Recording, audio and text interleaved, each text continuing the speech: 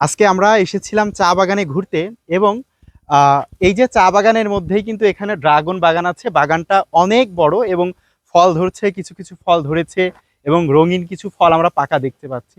এবং আরেকটা খুব মজার বিষয় যে এই যে আমরা এখন রাস্তায় দাঁড়িয়ে আছি, ওই যে সামনে পাহাড়ি টিলা, বাম দিকে দেখাও যে এখানে পাহাড়ি টিলার উপরে কিন্তু অনেক সুন্দর চা বাগান এবং ওই দূরে যেগুলো দেখতে সত্যিকার অর্থেই অনেক সুন্দর লাগছে এই সুন্দর যে লীলাভূমির মধ্যে। এবং ভিতরের দিকে আমরা গিয়েছিলাম, সেখানে হচ্ছে বেশ কিছু মালটা বাগান।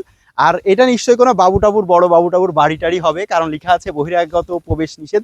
আমরা বাগানে খুব আরামসে ঘুরছিলাম এবং সব মিলে বাগানটা বেশ পরিপাটি সুন্দর এবং অনেক অনেক ফুল গাছ দেখতে পাচ্ছি। এবং এইখানে একটা হচ্ছে, এটা কি বলবো, কোনো কুটির এবং শন পাতার ঘর এবং কাঠ ব্যবহার করা হয়েছে। আমরা যদি ভিতরে একটু ঢোকার চেষ্টা করি, বসি, ভিতরে কিন্তু বেশ ঠান্ডা, বাইরে থেকে অনেক ঠান্ডা। এবং এখানে একটা ঘন্টা দেখতে পাচ্ছি, সম্ভবত এই ঘন্টাটা পিটিয়ে দিলেই হয়তো তাদের ছুটির ঘন্টা বেজে যায় যারা কর্মকর্তা কর্মচারী আছে। বিষয়টা বেশ সুন্দর। আমি ঘন্টা দিতে চাচ্ছি না, কারণ ছুটি হয়ে গেলে বিপদে পড়ে যাব বা অন্য কোনো ইস্যু হতে পারে। তো যাই হোক, পরিবেশটা অনেক সুন্দর। এবং এবং আমি যদি একটা জিনিস দেখাই, সেটা হচ্ছে এই পাহাড়ে এইখানে যারা বসবাস করে, এই চা বাগানে যারা কাজ করে, তাদেরই একটা ঘর এইখান থেকে দেখা যাচ্ছে পিছিয়ে যে মাটির ঘরটা।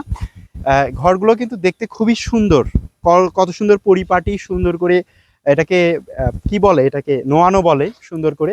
এবং সম্ভবত ওটা দোতলা হতে পারে পিছেরটা, এবং সুন্দর জানালা। এবং মাটির ঘর কিন্তু নর্মালি অনেক বেশি ঠান্ডা হয়। এবং সব মিলে আজকে সারাদিন মোটামুটি চা বাগানে ঘুরেছি। চা বাগানে ঘোরা একদম শেষ, হয়তো এখনই চলে যাবে। তার আগে এই ভাবলাম এই দৃশ্যটা আপনাদেরকে দেখাই। দেখেন, এটা সমতল এবং উপরে বেশ পাহাড়ি মতো বেশ চা বাগান। ব্যাপারটা খুবই সুন্দর না? বিশেষ করে আমরা যারা সমতলের মানুষ, তাদের জন্য ব্যাপারটা খুব বেশি ইন্টারেস্টিং। ওকে, টাটা, ঋষি হাসান, আল্লাহ হাফেজ।